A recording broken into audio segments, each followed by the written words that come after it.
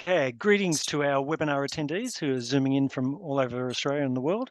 My name is Russell Edwards. I'm a member of the Film Critics Circle of Australia, a former advisor to the Busan International Film Festival, and I've written on Korean cinema for both mainstream industry and academic press.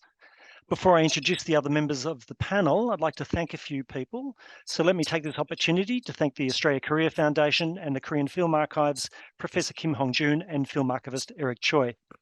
I'd also like to thank Francis Lee and Joanna Tay of Sydney's Korean Cultural Centre for taking care of the technical aspects of this webinar and providing the physical space that we're operating in today. I'd also like to acknowledge the land on which we work today belongs to the traditional owners, the Gadigal people of the Eora Nation. I acknowledge all tribal elders past, present and emerging who may be with us today. I'm joined by three speakers. Firstly, here in Sydney, I am accompanied by Quentin Tourneur, a programmer, film archivist, and the main driver behind the Kwon-Taek season that's coming up at Sydney's Ritz Cinema in Randwick.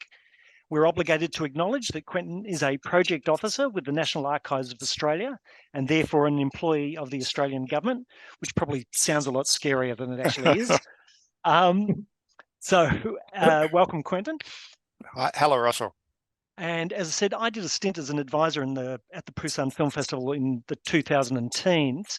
But when I went to Busan for the first time in 1999, Darcy Paquette was already established as the person in Korea for foreign journalists and critics to connect with in order to find out what was happening in South Korea's freshly rejuvenated film scene.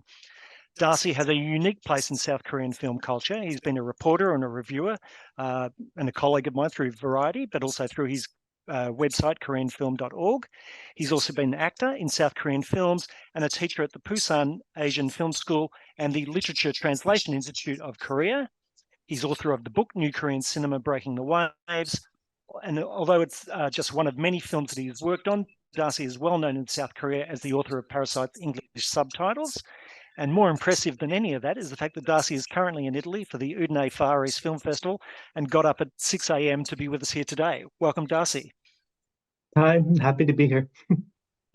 Welcome, Darcy. Our other guest speaker is Professor Kyung-Hoon Kim. Professor Kim serves as the Director of the Center for Critical Korean Studies at the University of California, Irvine. As well as having a Korean language novel to his credit, Professor Kim is the author of two books, Virtual Hallyu and the very influential The Remasculinization of Korean Cinema, which explores the change in Korean representations of masculinity in South Korean films of the 1990s, early 2000s, most notably with the pivotal film Shiri. Professor Kim was the person who introduced Martin Scorsese to Kim Koo-young's The Housemaid, and therefore is partially responsible for that great film's restoration by the World Cinema Foundation in 2007.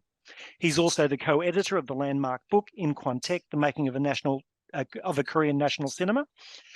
Professor Kim is coming to us from his office in Irvine near Los Angeles, where it is still Thursday evening, and that might be less impressive than 6 a.m., but we're grateful he's found time to be on this panel after a long day at work. Welcome, Kyung. Glad to be here. Great. So we're all here to talk about the iconic South Korean film director Kwon-Taek. I know a bit, but I'm hoping to learn a lot that will enhance my own appreciation of Kwon-Taek's films. But first, we're going to play a recording of an interview Quentin did with Professor Kim Hong-jun a few days ago. Professor Kim, as I've already explained, is the current head of the Korean Film Archive. I first met Professor Kim when he was head of BIFAM, the Busan International Fantastic Film Festival. But before that, he worked with Kwon-Taek as an assistant director. As a result, Professor Kim has great insight into the films of Kwon-Taek and the man himself. So let's have a look at this interview. In 1974, Korean Film Archive was originally inaugurated in the name of the Korean Film Preservation Center. There are many different theories about the foundation of this institution by the Korean government at that. That was under the military dictatorship. And that was the kind of very fierce age of the Cold War, especially between the rivalry between North Korea and South Korea.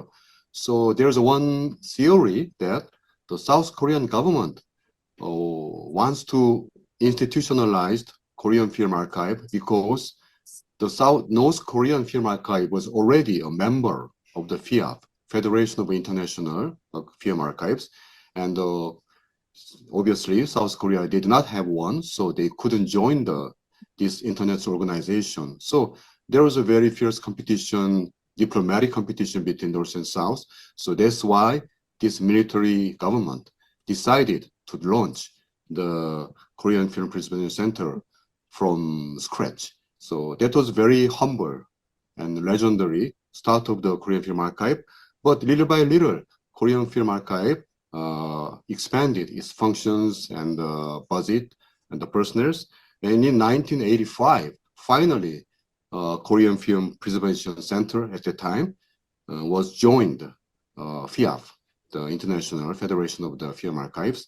And in 1991, the name was changed from Film Preservation Center to Korean Film Archive. In year 2007, we moved to the new building in Digital Media City in the newly developed area of northwestern part of Seoul. Obviously, Kwon-Taek, you visited our premises before. And in year 2008, with the inauguration of the new offices, we also opened the Cinematheque Kofa, which is like, movie theater, and also museum and library. So the Korean Film Archive, after 50 years, have gone a long way, but we are both scholastic, but at the same time, the kind of service institution to meet the popular demand from the audience and the cinephiles and the researchers and the film industry people. But at the same time, we do our own original works for preservation and restoration and the proliferation of the Korean classical cinema. Something changed. I mean, obviously, the democracy transition happened in the late 1980s, early 90s, but there's also a feeling that there was a commitment by government, especially to wanting to celebrate and preserve Korean heritage that hadn't been there before, and is probably one of the greatest commitments by any government in Asia. In the wider historical context, Korean Film Archive cannot be separated from the kind of a popular movement since the early 1980s among the younger generation of the Korean students and cultural workers to retain the cultural identity of our nation. And also there are a lot of very strong drive, as you said, after 1987's end of the military dictatorship and the beginning of the democratization. And especially at the end of the 1990s, there was a certain kind of renaissance of cinephile culture in Korea. So the Sochi film festivals, as Busan festivals and the Bucheon festivals and Jeonju festivals, they all started in late 1990s, Busan in 1996, Bucheon in 1997, and Jeonju in 2000. The development of the Korean Film Archive was not simply driven by the government hegemony, but it is more has to do with more with the popular demand for this cultural consciousness raising kind of things. And the Korean Film Archive especially had a lot of support from the Korean film industry and the cinephiles. So with the success of the film festivals and the success of the many different policies executed by the Korean Film Council, and Korean Film Archive is like a part of that whole movement. So we are not like a separated entity that was only supported by the government and also, isolated from the public's recognition. Can you connect it with the rise of what everyone now knows as K-culture? I mean, we know about the fascination with fashion, television, Korean music, but of course it all starts with cinema in the late 90s. The blockbusters at home were starting to take an incredible amount in the box office, 50 or 60%, which is still one of the most successful local industries. And they were reaching out internationally. Korean filmmakers like Lee Chang-dong and Park Chan-wook, and of course Bong Joon-ho, were starting to get noticed. And just a few years ago, of course, the real breakthrough were Bong's film Parasite winning the Oscar, the first time an Asian film had ever won that award. As more people are conscious of the existence and the influence of the Korean contemporary cinema, there are part of those people who happen to be also interested in Korean classical cinema. For example, Korean Film Archive is operating Korean classic film YouTube channel since 10 years ago. That's like a kind of very pioneering effort on our part. After Parasite success, really the membership of that YouTube channel skyrocketed. There's still a very big, huge void or room for Korean Film Archive to fill the gap between the K-culture's influence and the popularity all over the world, and those kind of part that we can also try to introduce more films to larger cinephiles and the general public outside of Korea. As a matter of fact, as of now, we have 800,000 subscribers for our YouTube channel, and about 80% of them are foreign subscribers from 220 countries. Is there something unique in Korea that makes it easier for you to give this access and why it's harder in other countries? The Japanese especially, I know, often wish that they could have the same kind of YouTube channels and access that you offer. At the end of the day, I think that the most important factors are popular demand and popular support. So there are various cultural organizations in Korea in various cultural fields, but the Korean film community so far has been very much united in terms of maintaining their cultural identity and, when if necessary, getting together to promote the Korean cinema. For example, 20 years ago, there was a very strong movement to protect and promote Korean screen quarter, for example.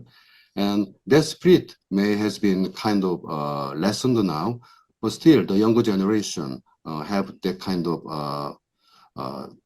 legacy, and they are very much aware of those traditions and the legacies.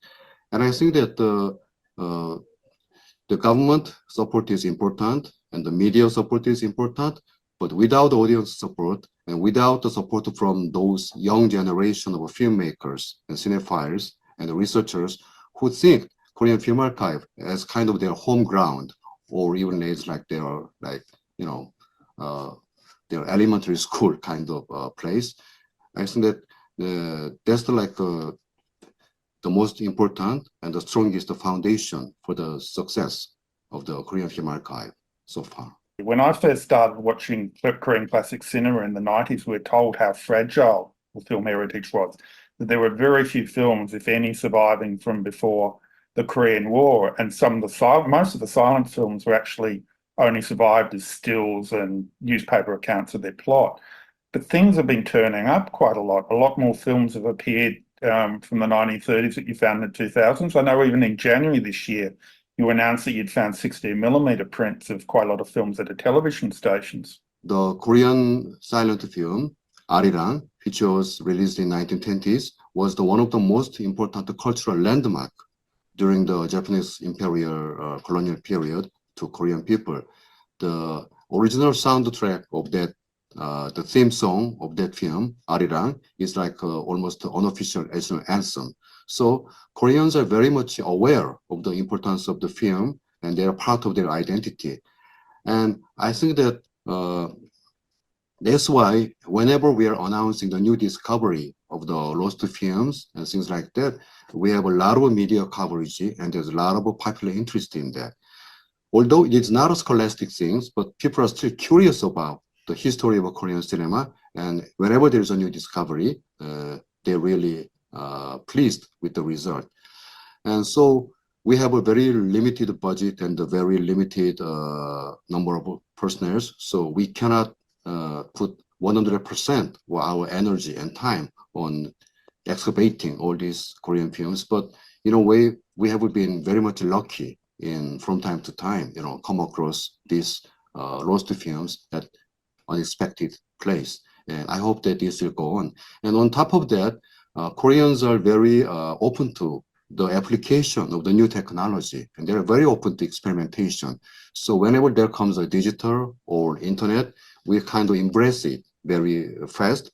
And that is why the Korean Film Archive, we are not like the vanguard of the whole Korean technological realms, but we are kind of just go along with the whole society in terms of this embracing this new technology. That's why we have this YouTube channel. That's why we have a very important project for digital restoration of all these films. There are the internationally important films and filmmakers like him or Kim Ki-young, who of course made The Housemaid, which is probably the best known Korean classic film from the 60s. But I keep on thinking of films such as Gagman, which is a film that's so important in Korea from 1989, but doesn't mean much to anyone outside there. How do you find a balance between doing projects for international audiences, doing projects for local audiences? On one hand, there are so many Korean classical films which are kind of canonized by the scholars and critics, and a lot of them are still to be digitized or restored, and they are waiting. There are a long list of waiting. On the other hand, there's kind of on-demand scene from the various international film festivals and the special programs like yours. When I became the director of the film archive, I kind of find out very interesting tendency among our staffs. Since they are dealing with all these classical old films, they are kind of thinking much older than that they actually are. So, for example, in the 1970s, films are kind of recent films to them, but they're already almost 50 years old. So those very interesting Korean films, which was made in 1990s, which I was a member of the industry at the time as an assistant director, I think there are a lot of interesting and very important films to be re-evaluated and then reintroduced to both to Korean audience and especially international audience. But they think that, oh, it's a very new film, so it's not classic. I think, no, you should consider those as a classic films because they're already 30 years or 40 years old. So one of the things that I'm trying to do during my stint as the film director, the director of the archive is that while we are still doing all these important things about the Korean classics from 60s and 70s and 80s, but they pay more attention to those films in 1990s, because these are like a seeds and a foundation for this so-called the renaissance of Korean cinema in the 21st century. So I would like to let the foreign audience know that the Korean films not suddenly appear on the global map of the global cinema out of nowhere. There was a long tradition, and although we are not really exposed outside Korea like Japanese or Chinese films in the 1980s and 90s, but still there are many very interesting films still left to be discovered. It's an amazing career that straddles so much. John Ford is a director who's probably analogized with in the West, but even that doesn't cover the range of his movies. Yes, the analogy between John Ford and Kwon-Taek, I think, makes sense for several important points. For example, both of them never became independent. They always worked within the studio system. Well, the Hollywood studio system and the Korean system was totally different. You cannot compare between the two. But Kwon-Taek, throughout his life, always trying to meet the needs of the industry, but at the same time, he little by little transforms himself from the kind of contracted director to the auteur in a very French sense, so to speak. I could sense that even in his early films, there's a still trace of what is to come in the future. So although he's a very humble and he kind of keeps the criticizing his own early films, but I think that you should not be deceived by his own expressions. And I was his associate director for 3 years, and what am I thinking about him?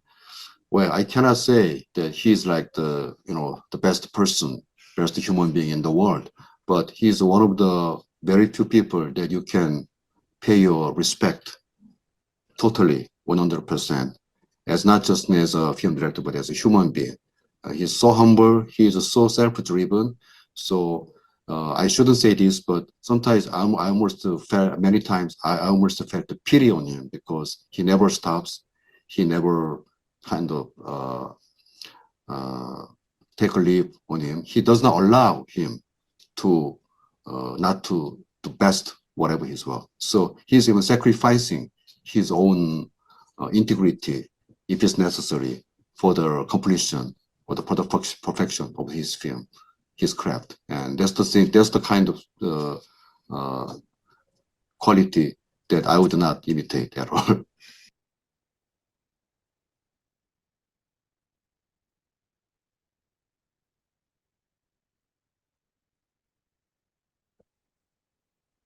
Okay, so we're all back now. Thanks for setting up that interview, Quentin. I'll now begin discussion with the panel, but a guide for audience members, please keep your microphones off, but be aware that we will finish off this session with 15 minutes for questions from those audience members who are logged in with us today. You can put the questions direct in the chat. No need to wait until the end. I'll monitor them as best as I can as we go through and return to them at the session's end. So let me open by underlining some observations that made during Quinn's interview with Professor Kim Jong-hoon. Kwon-Taek made over 100 features, with the first of his films, Farewell to Dumon River, being made in 1962. Now, that essentially makes him a contemporary of Golden Age Korean directors such as Kim Ki-young, Yoo Hyun-mok, and Shin Song-ok. And when Western scholars and programmers like Tony Raines and Chris Berry started to promote Korean cinema in the 80s and 90s, they emphasised directors like Jung Sun-woo and Lee Myung-se. And those directors faded from public interest. And Im continued to make films, so that he became a contemporary of Park Chan-wook and Bong Joon-ho, to cite two well-known examples. So my opening question to Kyung and Darcy is, what has allowed Im Kwon-Taek to maintain such an enduring position in Korean film history, and why should we continue to look at his films? Okay, I guess I'll go first. I mean, it's true that his career is really quite extraordinary in that, let's see, can you hear me okay, or no? Yeah, it's true that his career is quite extraordinary in that it's lasted for so long, and it's not just, the number of decades that he was making cinema, but the fact that the film industry transformed so fundamentally during that time. It's quite challenging, I think, for directors to maintain their place within an industry when you have so much changing. And of course, it wasn't just the film industry that was changing. It was, Korea itself that, throughout his lifetime, he was born in the 1930s. He's 90 years old now.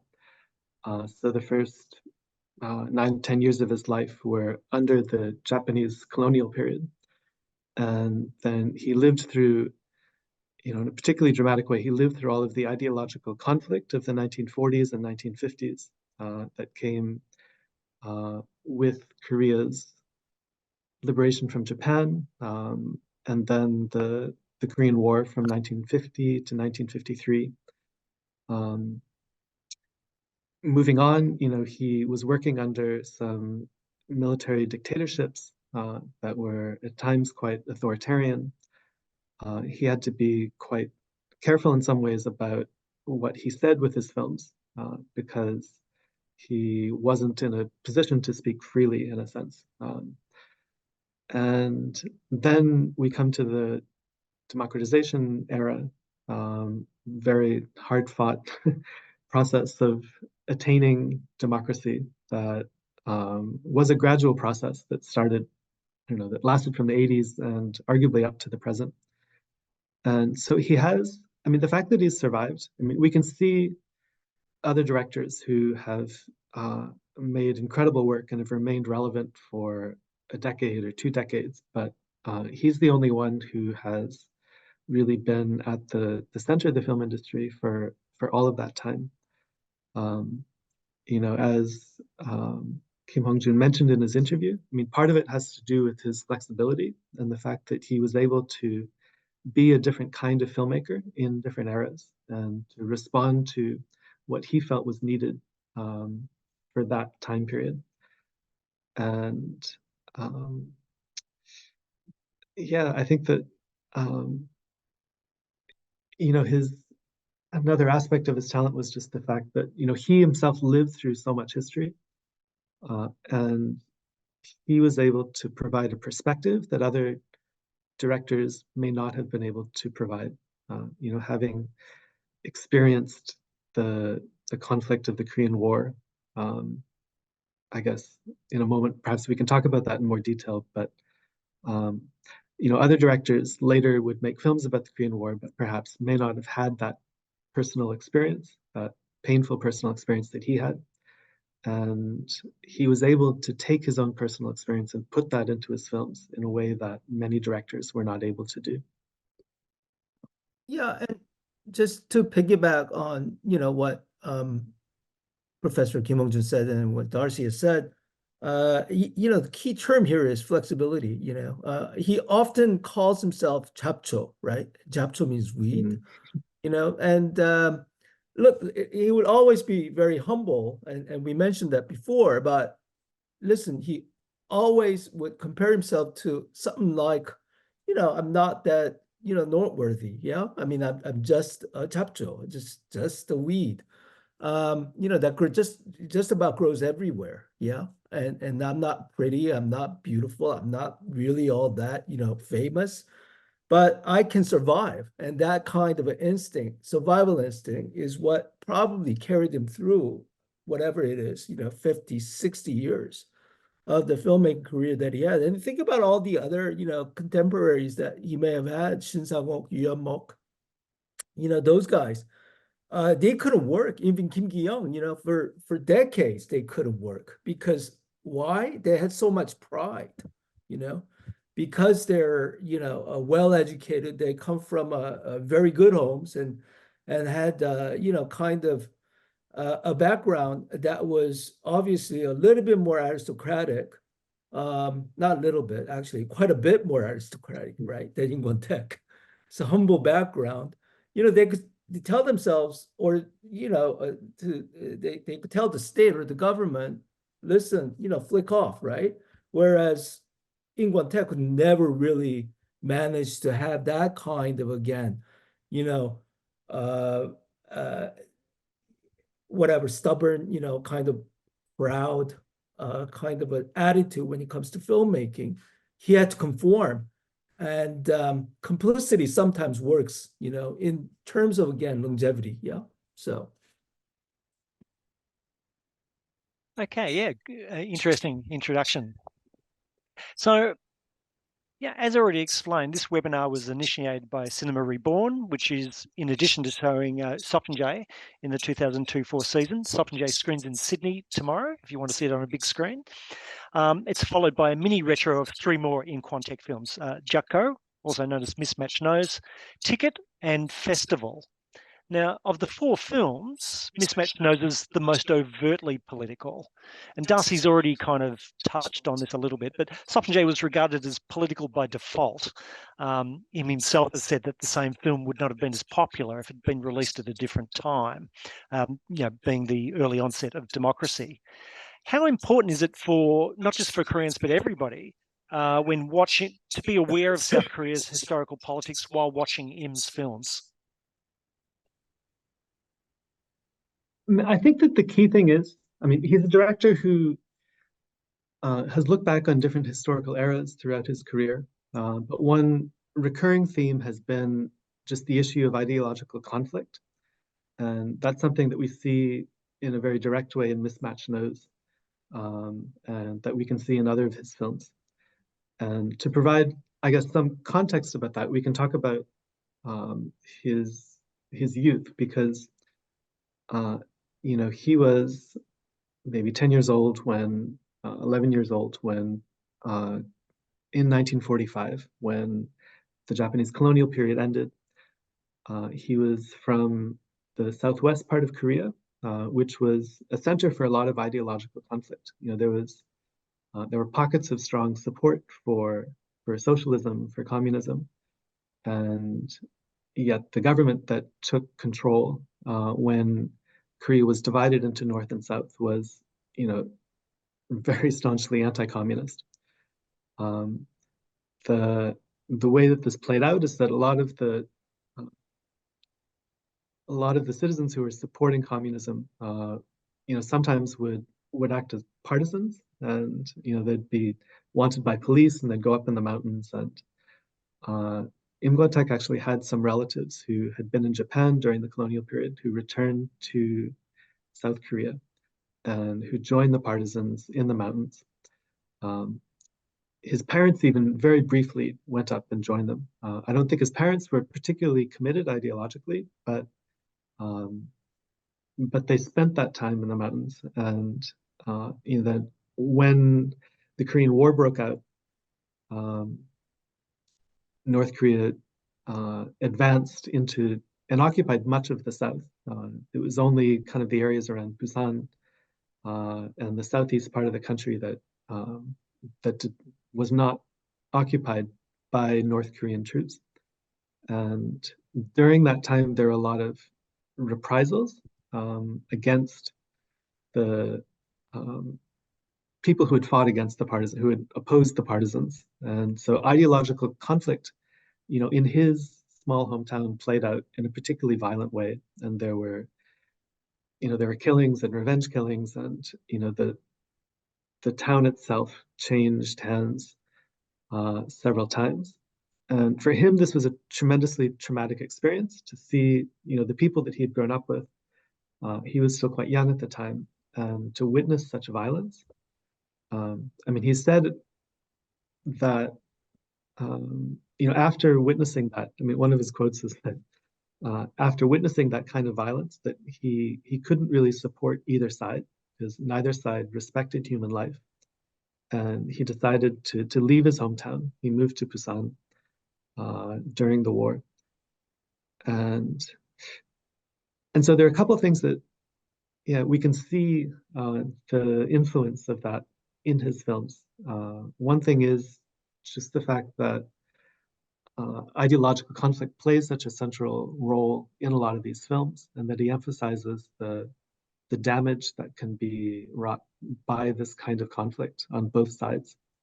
Mismatch Nose, suggests the kind of that it ends up kind of consuming yourself. We see these two very old characters who, at the very end of their lives,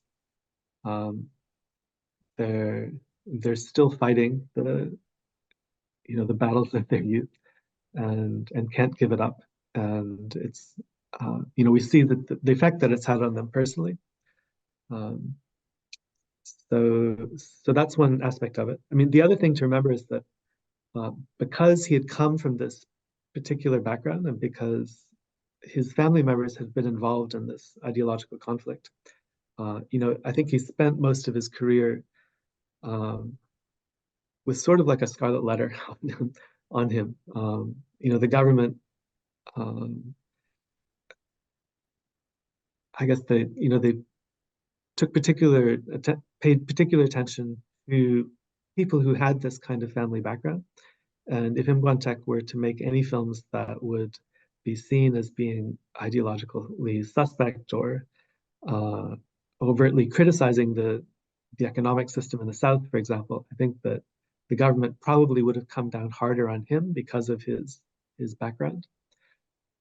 So he may have felt times during his career that his hands were tied in terms of what he could portray on screen. But certainly ideology was something that was on his mind and that comes across in his films. Yeah, and just to also continue follow the thought on his home kind of again background and how it is so important in terms of again grooming and cultivating career that he had. You can just look at the 4 films that you guys have selected basically for the festival.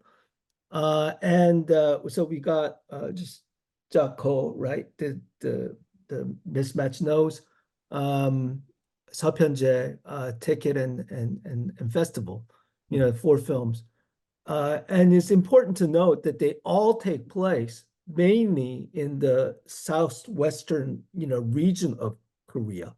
They actually, and this gets lost obviously in translation, but most of the characters featured in all 4 films that you have selected speaking very thick Honam accent, which is again that region where he's from, which is definitely a region that has been suppressed over the past 100 years, if not longer, right?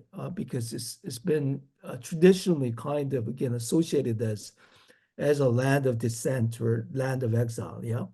So he's definitely giving voice again through the films to the people and the region that have traditionally been, been dispossessed, right, of their kind of again, subjectivity and history, their rights and political voice, and so on and so forth. And 1993, when Seopanje came about, was very, very important, obviously, because a couple of things, one was globalization that Kim Il-sung, 30 years ago, the South Korean president was taking up, basically had the lingo, what is most local is global, and then vice versa. What is global, it can be really local. And that was a moment when, Seopanje became quite famous and really popular, that grabbed, people's attention at the time, because again, this was again allowing not just the Korean voice, but the voice of the Honam people, right? Through the pansori, the Korean art form, kind of emerge and become this kind of pathos, right? That represents the all of Korea that has been suppressed not only throughout, the military dictatorship and the Japanese colonial era, but, listen, it's a small country, right? That has always been kind of squashed, yeah, under the weight of the, like bigger countries, around them. So that was one thing. And then, the other thing was definitely this kind of sense of, okay, Kim Dae-jung, who's always been associated with that region, he was a politician of descent.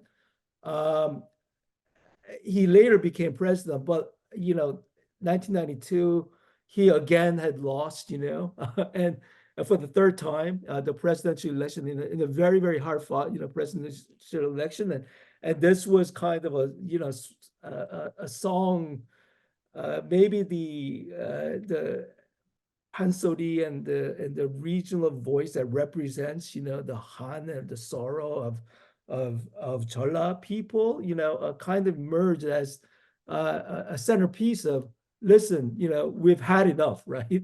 We had a continual kind of round of, again, hardship and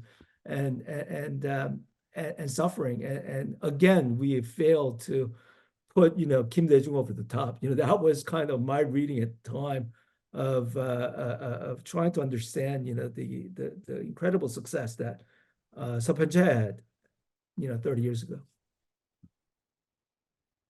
Okay, yeah, and it is that thing. It was incredible success. I mean, it did play in only 3 cinemas, but it was like it became like a national duty to go see it. So it's amazing how what was considered to be a small film became such a big film and a trailblazer of the blockbusters to come. Turning to politics of a slightly different kind, of the 4 films that Cinema Reborn is showing, Ticket is possibly the most problematic in some ways, but it's a sign of how gender politics can change. Upon its release, it was probably regarded by some as as a feminist film from the Korean perspective, and despite a powerhouse ending, some of the film looks like it wants to have its cake and eat it too. The film is feminist in intent, but spends some of the time visually exploiting actresses for male visual pleasure. Nevertheless, it must have been quite a shock for the audience, or the male audience who went to see the film. They probably got more than they bargained for when they saw this film in terms of the politics. And I suppose it's this thing, as Darcy's already kind of said, about the investigation of both sides. But given the contradictions that are inherent in Ticket, how are we to regard it today? What makes it a good film? What makes it problematic? Should I go first? Yeah, I mean, Ticket it holds an important place within Im Kwon-Taek's filmography. But I mean, also we can kind of look at it, its place within the filmmaking of the 1980s as well. You know, the 80s were, I mean, one of the toughest times, I think, to be a filmmaker in Korea. Censorship remained really strict up until the late 80s, at least.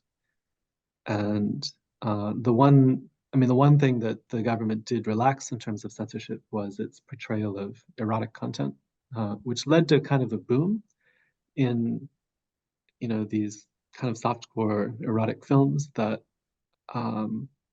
you know, they were shown in midnight screenings.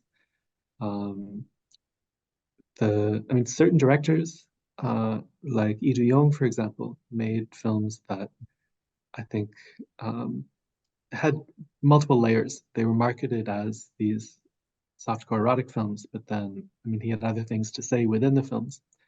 And so, like, Mulberry Bong is one example of that. I think within that context, I mean, Ticket feels more restrained than it does if we simply look at it out of context. And although, yeah, I mean, nobody would accuse Ticket of being a feminist film, I think, but it is a film that feminist critics have taken great interest in and have often written about, partly because of the character of, you know, played by Kim Ji-mi, the central character, the woman who kind of runs this establishment and looks after the women under her.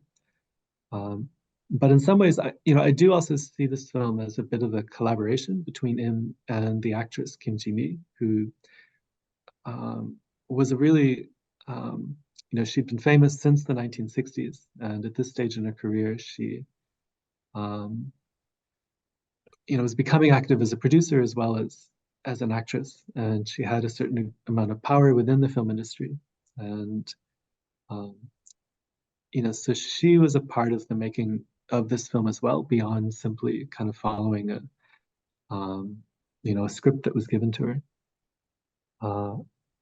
And yeah, I mean, that character is quite fascinating. She has, you know, these different sorts of complexities in terms of her background, in terms of the decisions that she makes. But I mean, like Im Kwon-Taek himself, she's a survivor that's come from a difficult place, and there's a kind of humanity to her actions as well, which we can also say about Im Kwon-Taek's films in general. And so through that context, it's very much an Im Kwon-Taek film, but it feels different from other films because of the focus on this particular character.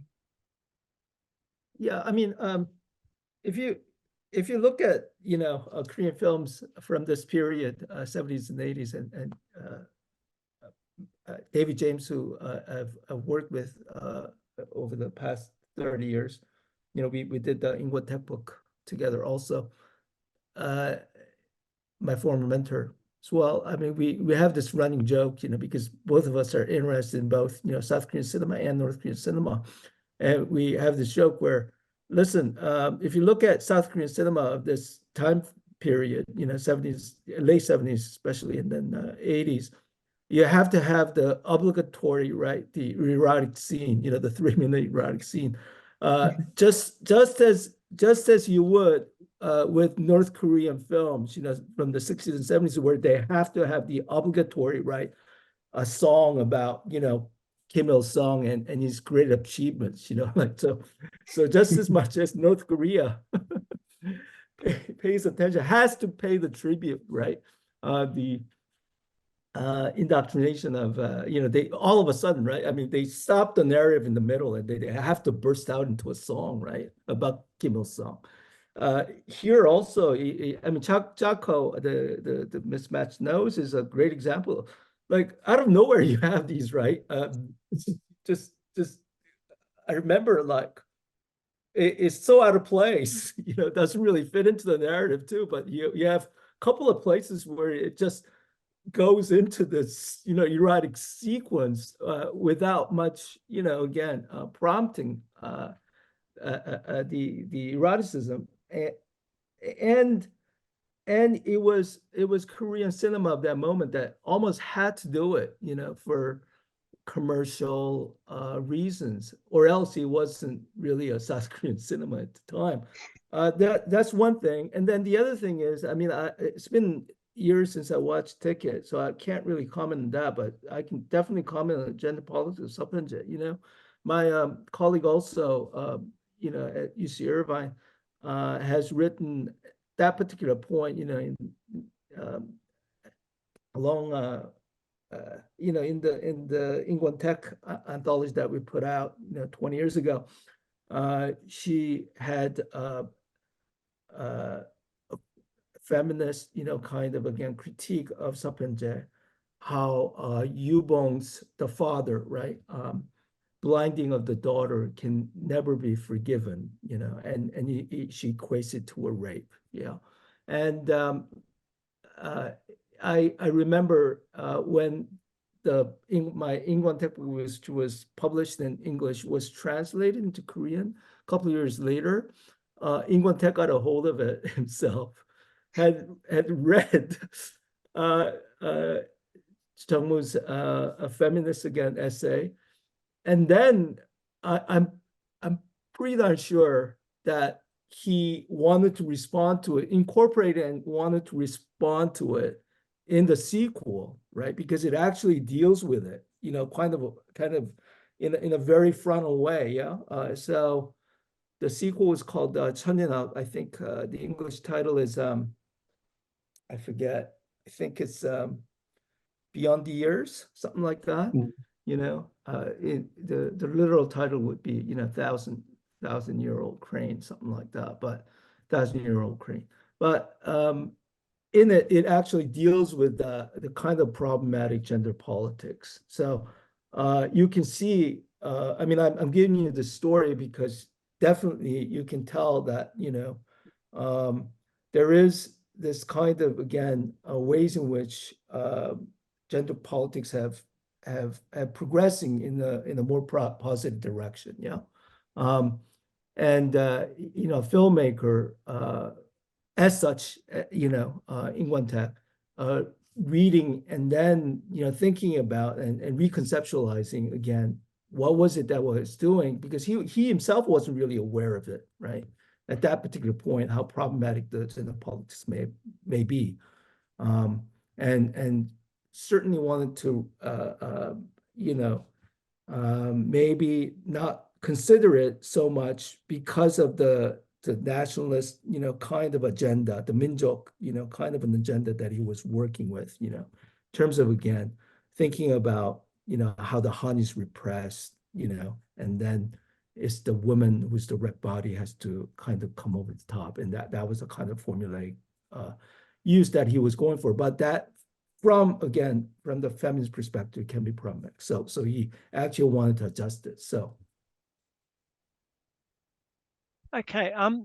Now, as I've said, primarily this webinar is the result of Cinema Reborn promoting its screening of these films in Sydney. And I also should add, for anyone who's in Melbourne, that there will be screens of Seopyeonjae at the Lido in Melbourne on in May. But we also have to acknowledge the work of the Korean Film Archive. Now, all of the Kwon-Taek films being screened by Cinema Reborn and more are available on the Archive's YouTube channel. And of course, there's no substitute for watching a film as it's meant to be seen on a big screen, certainly my preference. The online channel is a tremendous resource. So, like, as Korean film scholars, how have you benefited from the archive's work? And we can follow the Darcy Kyung pattern, or we can go the other way this time if you want. Yeah, let's switch. Yeah, go ahead. You can go first. Kyung, would you like to go first? Yeah, I mean, listen, 30 years ago, when we did the Kwon-Taek book, you know, probably one of the first, you know, books that have on Korean cinema that have come out of English language, there really wasn't opportunity at all, right? I mean, this was early stage of, you know, DVD era. And there weren't really that many titles. Darcy probably knows more because it actually was one of the very few vendors at the time that handled and distributed. You know, you would send him a check, you know, $20, $30, and that's how many of us actually were able to access, you know, some of the early Korean films that were available on DVD because, you know, again, internet wasn't that, you know, viable at the time. I mean, it wasn't as popular, you know, email was just starting up, so on and so on. So listen, just, you know, we got rejected, the Ingwa Tech book time. I think we got rejected by 14 presses before, you know, Wayne State University, a very small academic press over in Detroit, finally said, yeah, sure, you know, we'll do it. But he had to take 14 different presses to read it and said, listen, nobody's interested in Korean cinema. Why? Because nobody can actually access Korean cinema, right? Nobody has even heard of these films, you know, even the cinephilic, you know, the most cinephilic people at the time, 30 years ago.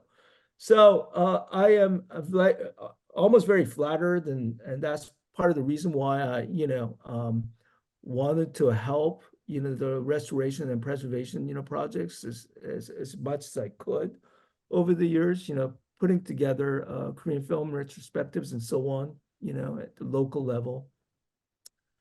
Every year, you know, getting involved in introducing, you know, some of the you know, Korean filmmakers were coming out.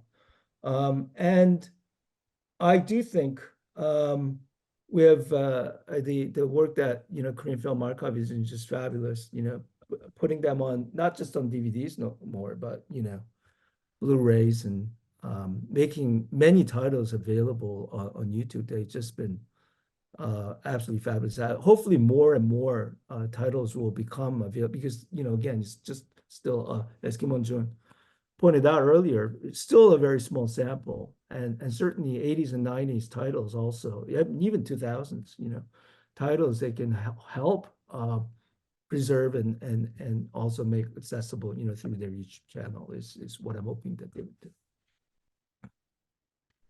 Yeah, I mean, they've done so much. And, you know, I'm here in Udine at the Far East Film Festival. And I mean, even just this week, you know, people from other countries have been asking me about the film archive and, you know, how is it that they're so well organized and that they're able to provide such access to classic Korean films when in other countries, you know, it hasn't been so. And of course, I mean, there are a lot of different dimensions to that.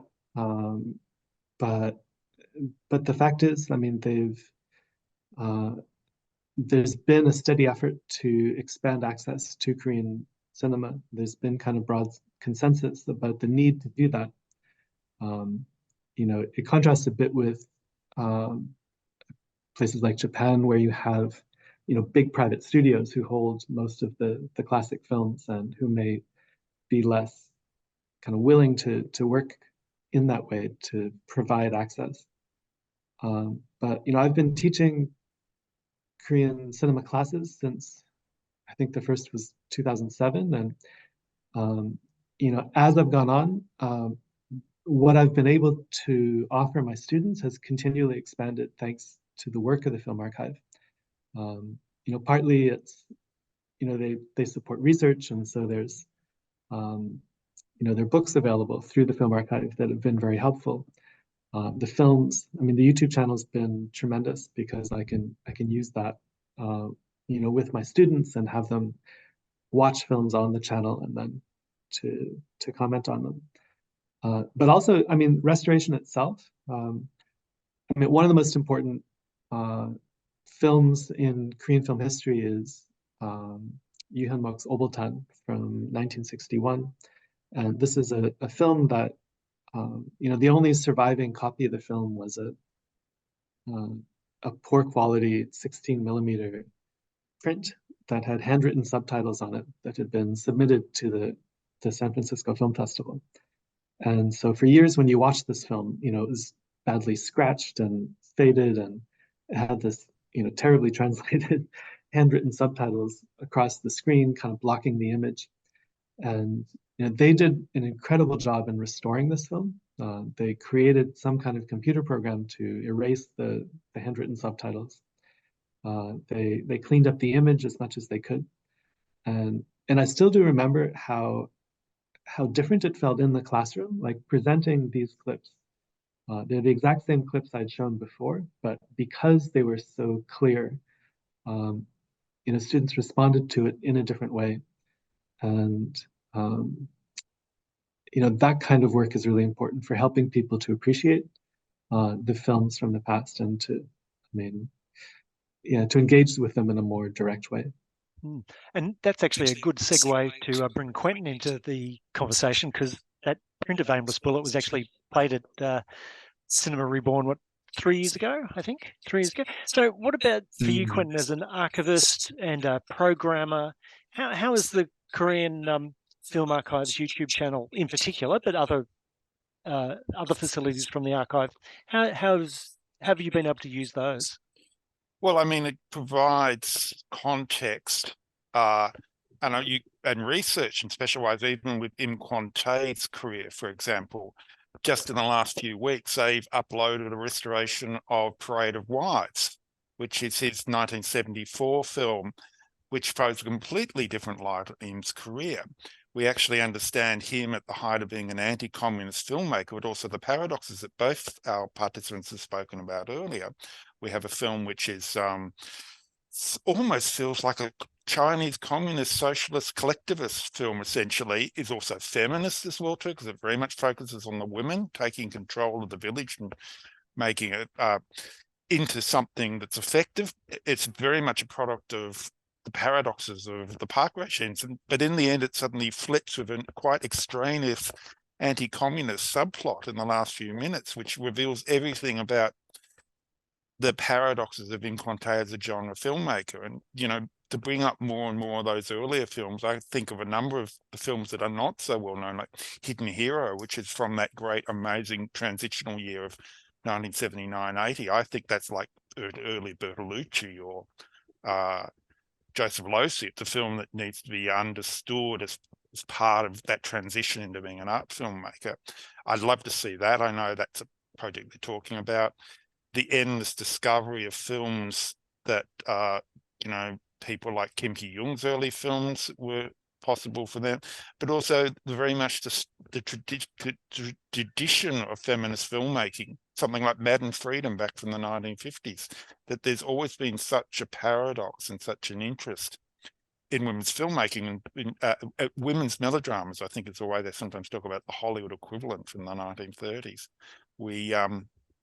It's the only way to even being aware of a classical Korean cinema tradition is essentially for understanding what the Korean film archive made available. And I should say it's a constant source of discussion in other Asian film areas, especially in Japan. I was in Japan in October last year talking to scholars, archivists, and people who are very central to Japanese culture.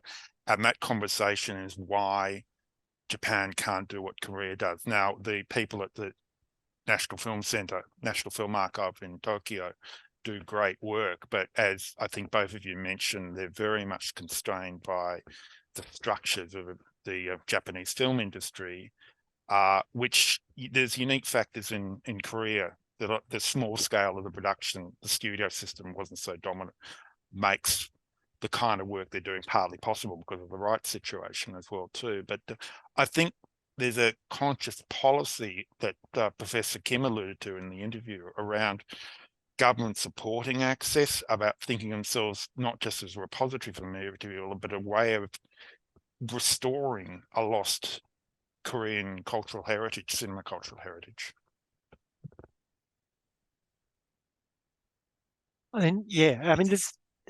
The access is just incredible, and I've kind of been nostalging about after my first trip to Busan, and it's a long story about how I got to Busan. But I knew very little about Korea when I got there. It was a bit of an accident that I got there in the first place, and what I saw, because 1999 was a pivotal year in many ways, what I saw just was amazing. And when I came back to Sydney, I hit the Korean video stores and had to persuade the owners of the video stores that they could trust me with these films, that I was sincerely interested in these films. And in fact, the first two stores turned me away. Yeah, it was not until the third store that I was able to come away with a whole lot of unsubtitled films. And I watched unsubtitled Korean films for a year until I could get back to Busan once again. And now working in Korean film studies, it's that thing of like, so much is available. My only complaint would be is the rotation of films. I wish everything would stay up on the website all the time so that I could rely on it. But, that's the way things go. Now, I would like to open it for questions, but the questions have not been flowing through here. Have we had any questions? That's because we haven't had any questions. That's why they're not flowing through. So if you've got a burning question, okay, here's one here. So someone SP, in recent years, there's been increased interest in classic Korean cinema internationally. How do you see the restoration and preservation efforts shaping the future of Korean film on the global stage? Darcy, Kyung, feel free to jump in. Yeah, I mean, it's really important.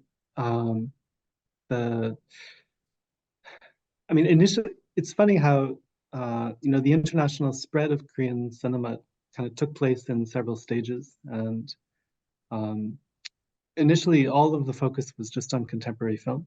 And, this new generation of directors, and there was a lot that was being written about them, and they were finding a lot of success, but there was, I guess, little understanding of where they came from.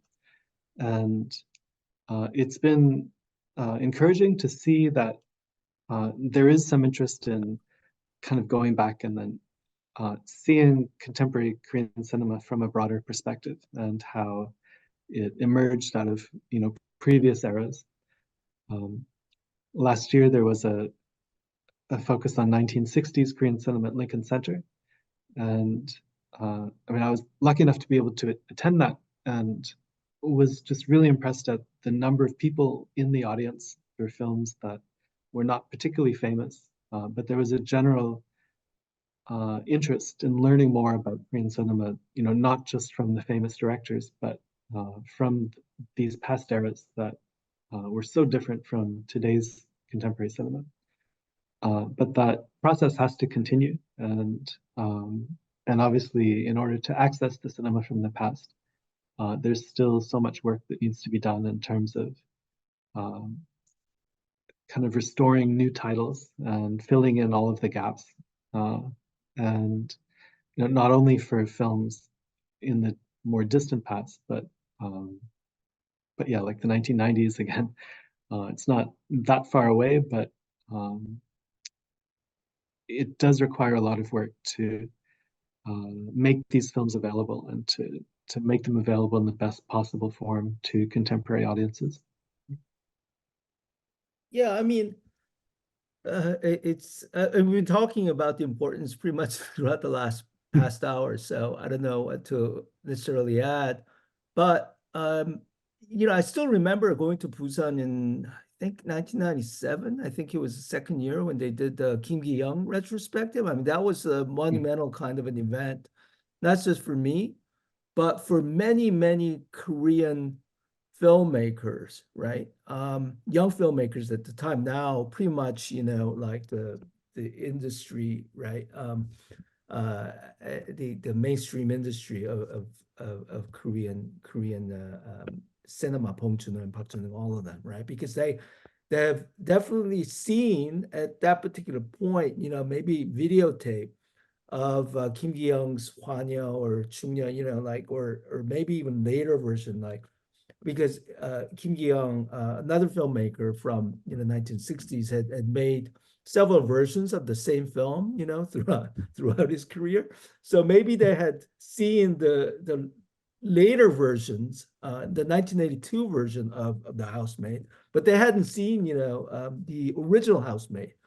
And and this was like one of the first times, that the film had now had been found, and despite the fact that there were problems, and we cleaned it up, Kofa and with the help of Martin Scorsese, we cleaned it up, many years later. But at that particular point, it was such a big excitement to actually have this special occasion for the world audience. And we felt so proud at that particular point, like this secret, kind of a thing that's been sitting in the closet, just treasure that's been, kind of coffined up in the dark room, is now coming out, and is going to see the light of the day. And when it happened, I mean, it was a lot better than most people had expected. And I think that gave the impetus, to make again another round of great films, including Parasite. Without Kim Young's Housemaid, I don't think you have, right? I don't think you have a Parasite, but it was that effort, that preservation, and film festival, championing around the cause, and then showcasing it to a young group of filmmakers and film critics and cinephiles like us, giving it another round so that it can be rediscovered in a different kind of a form, creative form again, right? And that's what that's how important this is, and that's what Marty also talks about all the time. Sitting in this Manhattan office, Kelia, preservation is what is absolutely more needed than maybe even creation, right? Of all these nameless films that will die, the moment it comes out. So I think there are many other questions, so maybe we can. Do you want to add something to I that? just wanted to jump in and say one of the things is building a connection with my interest in contemporary Korean cinema, as you just mentioned, is you become aware that there is a classical cinema by suddenly discovering all the references in modern Korean films to their awareness, because every Korean filmmaker is a cinephile of their own heritage. You see all these little imagery, and just as Scorsese's films are always referring to classical Hollywood, most Korean filmmakers are referring to classical Korean cinema all the time, displaying their knowledge. And an awareness of the Korean film heritage gives us access to that we didn't have until recently. Somewhat, but I'm thinking about when I was rewatching Ticket the other day, and just think of I had seen the film Sunny, and then the Ticket, and there's the same Nummy song that is used.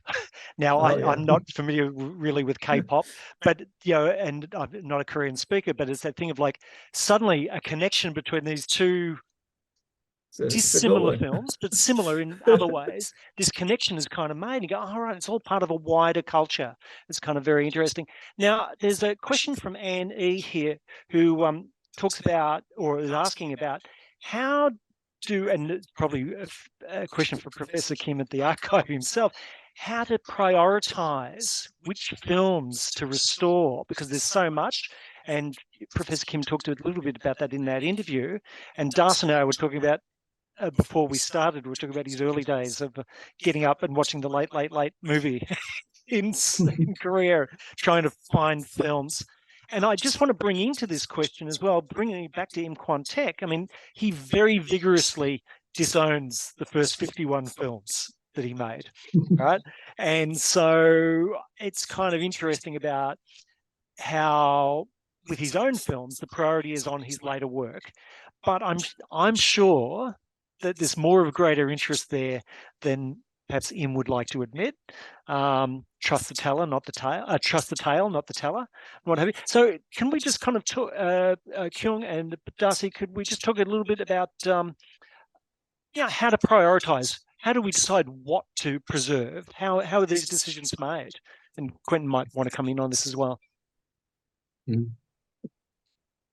Yeah, in some cases, film festivals can play an important role in this, because when the Film Archive is deciding how to allocate its budget, one thing that factors into their decision is if there is a film festival that has, is preparing a certain kind of retrospective or special focus, and that, if there is a film that hasn't been, remastered or restored that would add a lot to that program, then the Film Archive has proven to be quite willing to, work with the festival to make that available.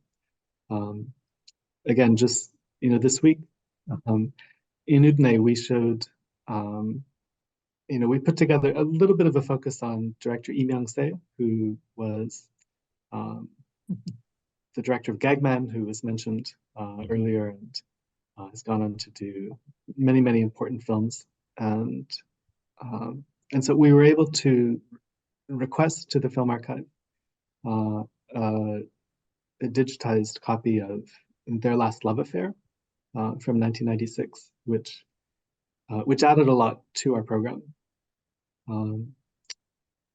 In the case of Kwon-Taek, I mean, there's so many films of his from the past that, again, there's one in particular that I really hope to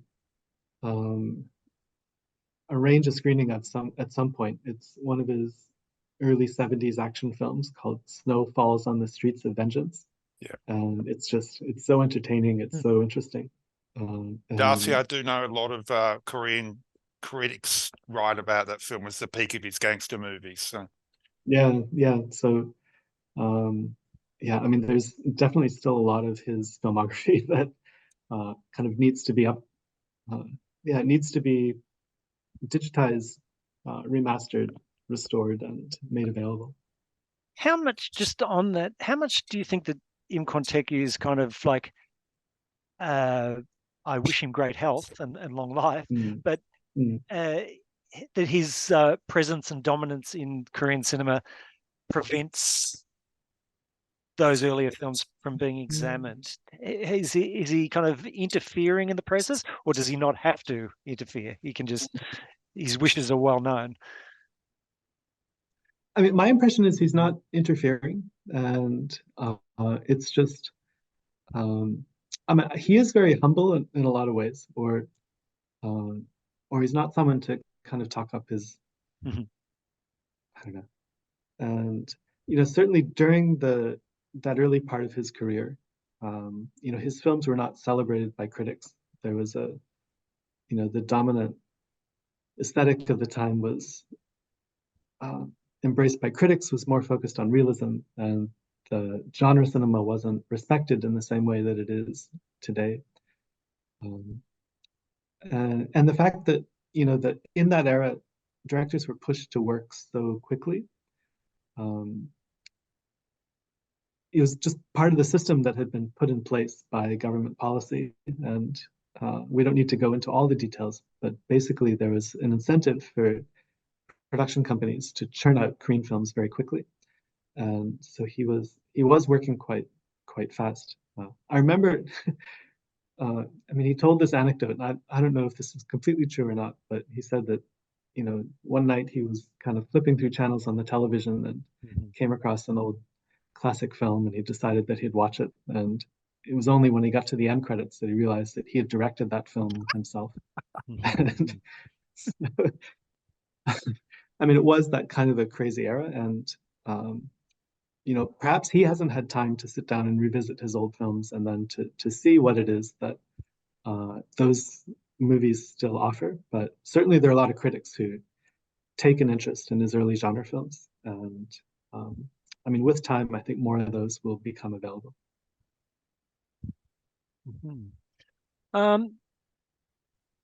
Okay, so there's a question particularly to Darcy. It says, describe how you worked, well, it doesn't specify what films, or maybe it's related to Parasite, I don't know, but closely with the cast, actors and sponsors, and were there setbacks and moments of brilliance experienced through your subtitled translations? Now, I don't know how many films you've subtitled, Darcy, but I would say it's a lot. So more than you can count on both hands, I'm sure. So can you talk about that experience a bit about, and does it relate to any Kwon-Taek films in particular? I never have worked on any Kwon-Taek films, although it would be a really fun challenge, I think, to do so. And working in classic films in general is is quite tough because the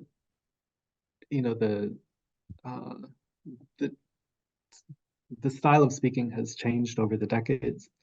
The ideas about kind of realistic sounding dialogue have changed over time.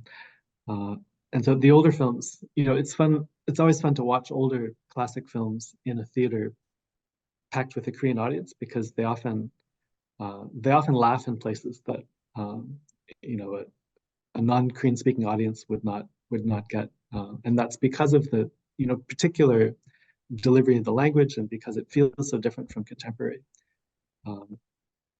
dialogue.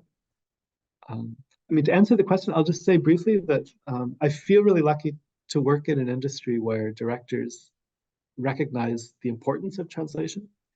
And there were certainly, I guess, times in the past and around the world, many translators have to kind of work on their own and don't have access to directors to ask them questions, and are often not kind of given enough time to do the translation properly. But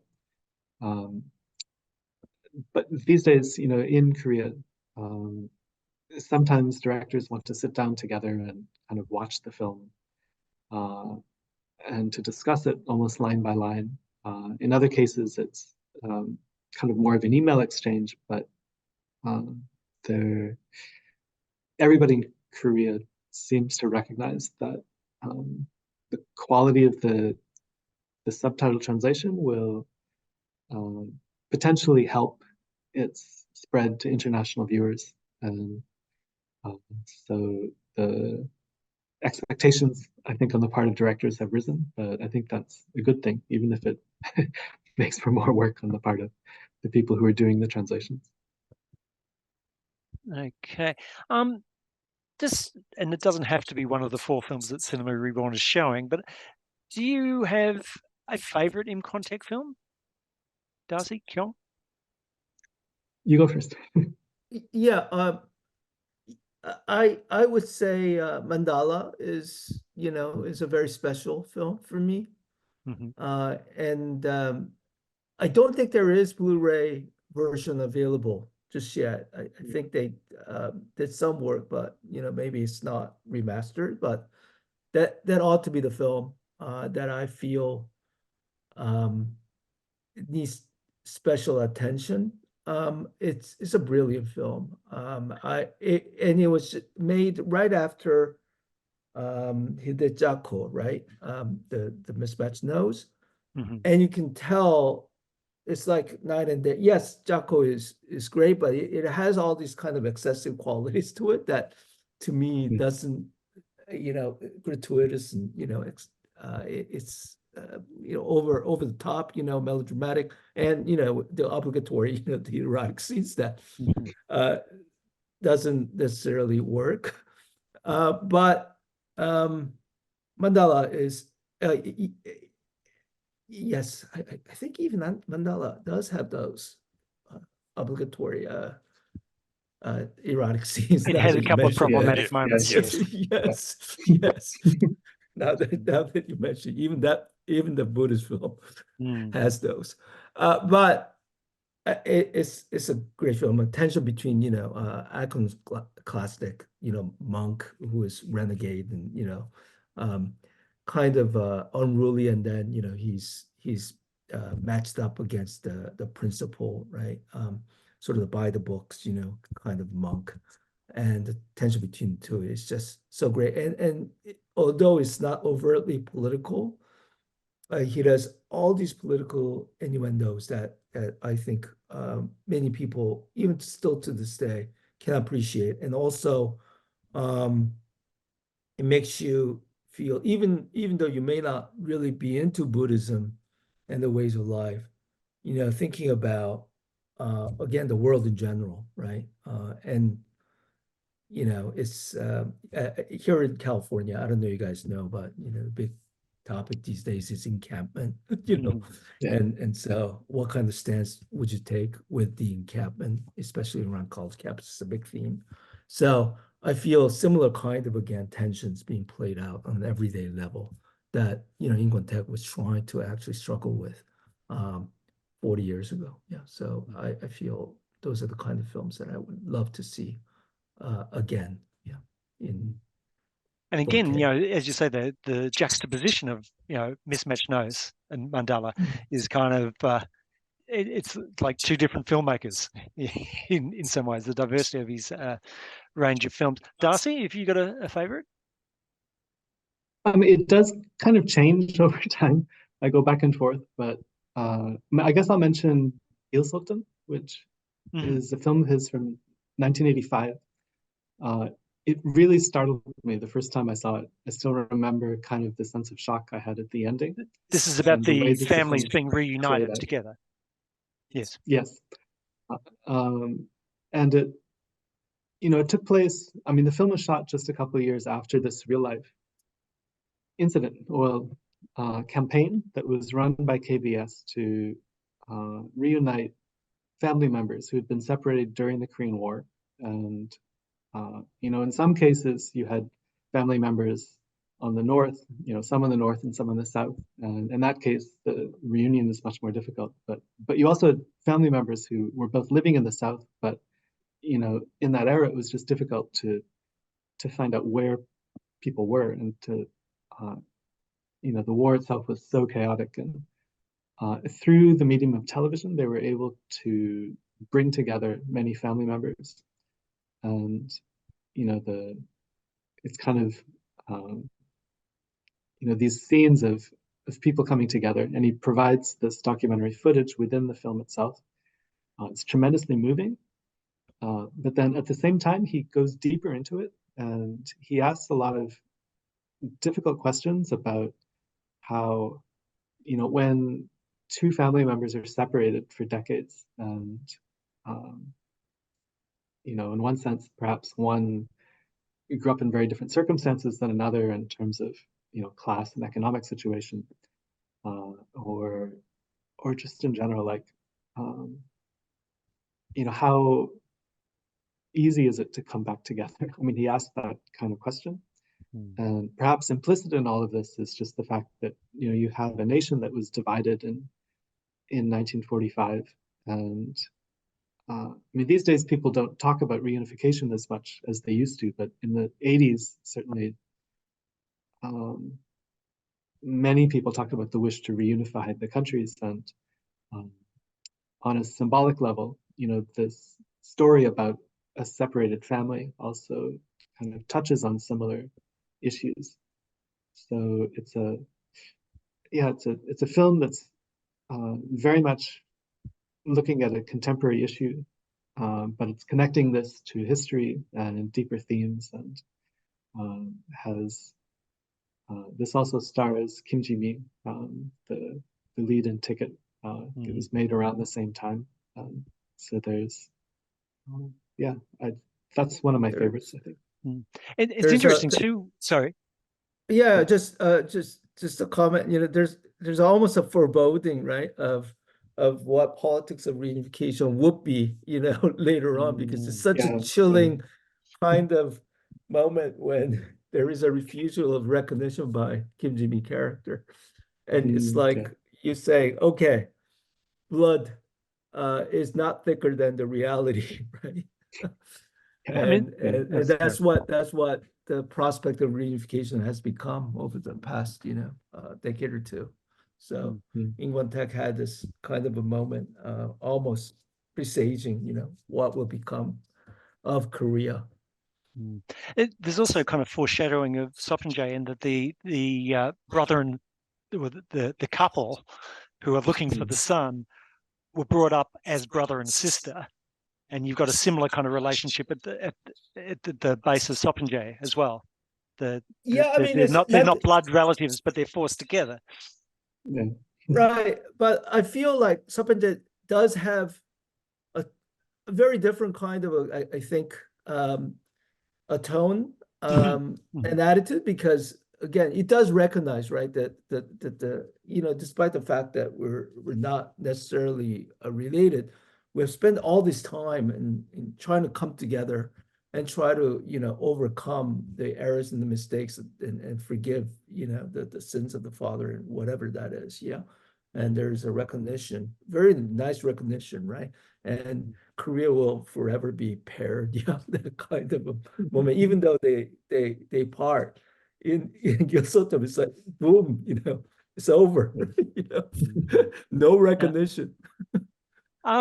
So we're nearly out of time. So I just want to kind of ask our international guests, is there anything you'd like to say that you haven't had a chance to say about in Kwon-Taek as just as a finishing up point?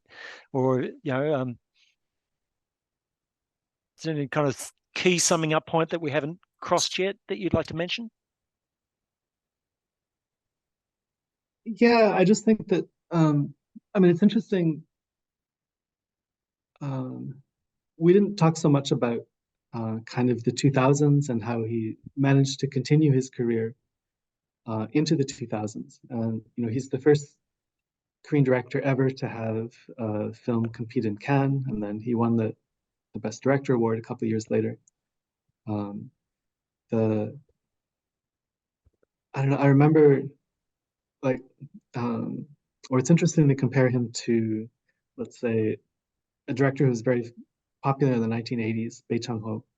Bae Chang-ho was often described as like the Steven Spielberg of Korea at the time.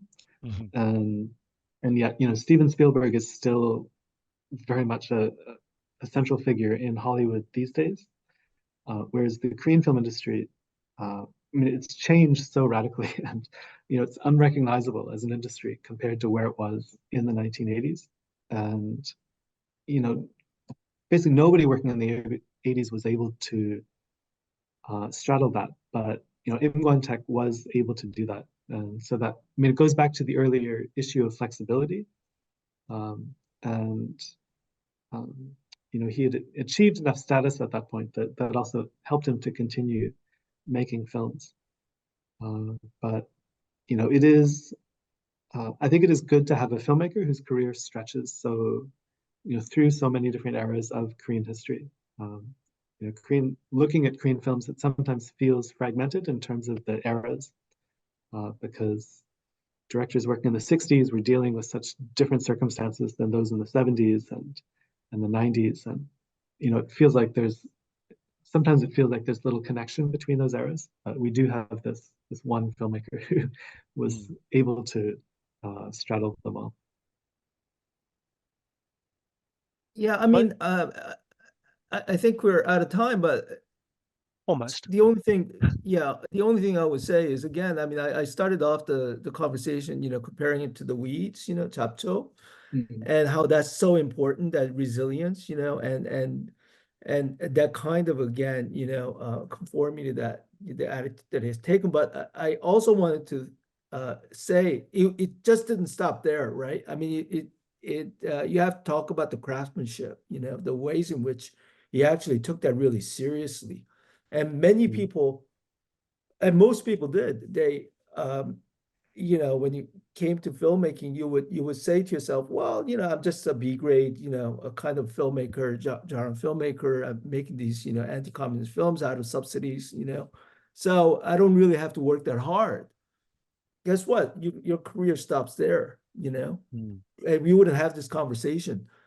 He's like a great, masterful, right, winemaker. Yeah, he kept working at it, and didn't really necessarily accept complacency. Yeah, he wanted to make progress, and you can tell over the years the incredible kind of, again, achievement that he has made and forward progress made, because he took, again, no matter what the circumstances are, he's trained very seriously. He wanted to work at it, and that really shows. So that's why we're here to champion him. Yeah.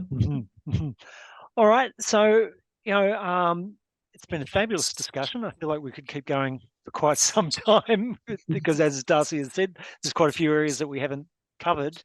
But let me again take this opportunity to thank the Australia Korea Foundation and the Korean Film Archives, Professor Kim Jong-hoon, And I'd also like to once again thank Francis Lee and Joanna Tay of Sydney's Korean Cultural Centre for taking care of the technical aspects of the webinar. I thank audience members for their questions today, and I'd also like to thank those other audience members who participated by watching and listening.